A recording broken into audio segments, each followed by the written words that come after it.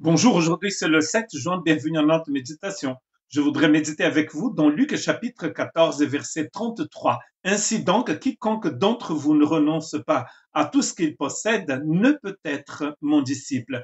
Trois fois, Jésus va dire ceci dans le chapitre 14 de Luc, ne peut être mon disciple. C'est utilisé dans la négative, mais on peut essayer de comprendre ce qu'il voulait dire vraiment. D'ailleurs, ici, c'est la troisième fois, et nous allons revenir sur les deux autres versets. Et ici, c'est après avoir raconté l'histoire de la guerre et de la tour. Un roi va partir en guerre contre une nation, mais avant de partir en guerre, il va compter ses soldats, il va compter ses tanks. Bon, à l'époque, il n'y avait pas de tanks, mais il va compter les armes qu'il a pour pouvoir savoir s'il peut aller se battre contre cette armée-là. Parce que s'il a une petite armée et il essaie de combattre un royaume immense, très puissant, il ne va pas le faire. Il va annuler donc ce désir de faire la guerre.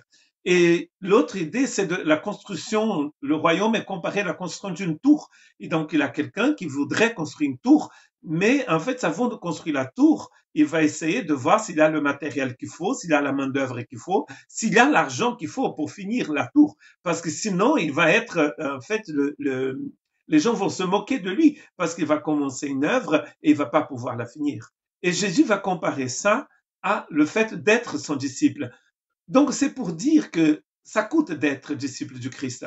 Et je vous rappelle que Jésus était en train de s'adresser à une foule. Et dans cette foule, il y a beaucoup de curieux, il y a beaucoup de gens qui sont là aussi pour être guéris, même si dans le chapitre 14, cela n'est pas dit comme ceci, comme cela, mais dans l'évangile de Matthieu, nous voyons bien, et ailleurs, que les gens suivaient Jésus parce qu'il multipliait du pain, parce qu'il les guérissait.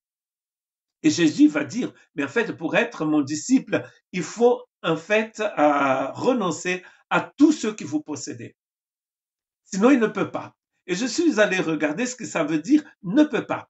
Et dans le voix, d'ailleurs, peut, c'est le verbe pouvoir. Et dans le mot en grec, il a le verbe la puissance. Il a la racine du mot qui est utilisé pour le mot dynamite dans nos langues. Et donc, en fait, ça veut dire qu'on n'a pas la puissance d'être disciple de Jésus si on ne renonce pas à tout ce que nous possédons. Cela ne veut pas dire que vous allez donner tout ce que vous possédez à quelqu'un.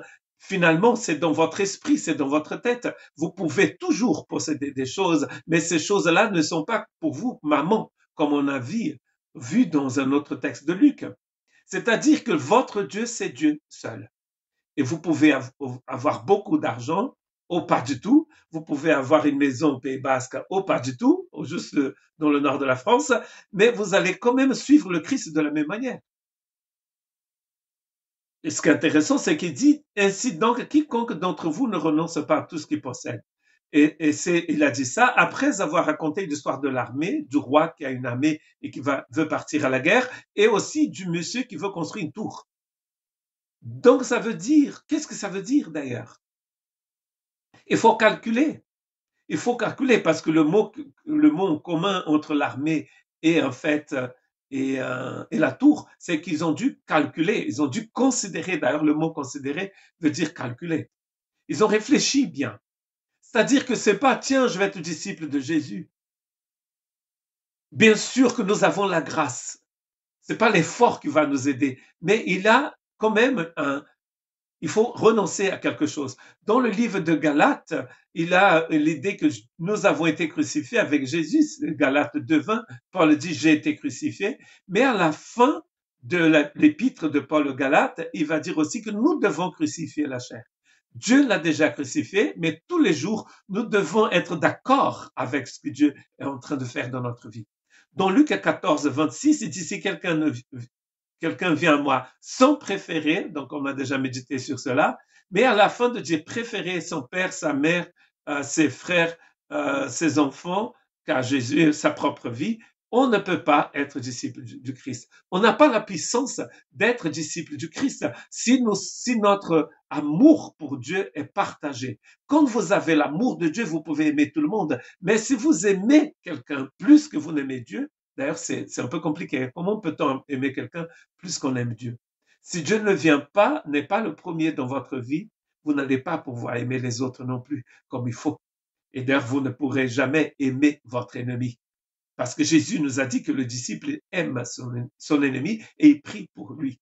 Dans Luc 14, 27, c'est l'autre fois où Jésus utilise la même formule, ne peut pas être mon disciple, et dit, quiconque ne porte pas sa croix et ne me suit pas, ne peut être mon disciple. Donc, nous avons médité sur cela le 6 juin, il me semble. Donc, on avait dit que porter sa croix, c'était en rapport avec les personnes qui allaient être crucifiées. Et quand ils portaient sa croix, c'était un voyage sans retour, c'est-à-dire qu'ils allaient être complètement, vraiment tués. Et donc, ça veut dire que quand vous vous engagez avec Jésus, c'est un voyage sans retour. C'est-à-dire que vous allez appartenir au Christ pour toujours. Et il n'y a pas cette histoire de regarder en arrière. Parce que si vous regardez en arrière, vous n'êtes pas capable, vous n'êtes pas apte pour le royaume de Dieu. Le royaume de Dieu, c'est pas l'entrée dans ce royaume n'est pas comme l'entrée dans une religion. Vous rentrez dans une religion et après vous changez de religion. La foi au Christ n'est pas une religion. Le christianisme peut être une religion, mais pas le fait d'être disciple de Christ, d'être dans son royaume. Car Jésus dit que c'est une naissance d'en haut, c'est-à-dire nous naissons de Dieu, c'est une nouvelle naissance, c'est-à-dire que nous avons maintenant l'Esprit de Dieu en nous. Et cela, ça va vous coûter. Et dans certains pays, ça coûte carrément la vie physique des gens. Et même à l'époque de Paul, la plupart des disciples de Jésus, selon l'histoire de l'Église, ont été martyrisés. N'est-ce pas? Donc, ça veut dire qu'ils ont payé avec leur propre vie. Êtes-vous, est-ce que je suis aussi apte? Est-ce que je voudrais rester tellement attaché au Christ que je dois renoncer à ma propre vie, même ma vie physique? Bien sûr que dans le texte de Jésus, c'est sa vie, mais pas forcément la vie physique. C'est encore pire. C'est la vie de l'âme, il me semble.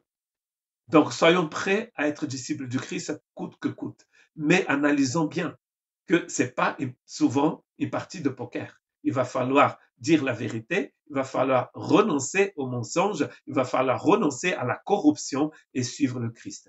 Que Dieu vous bénisse.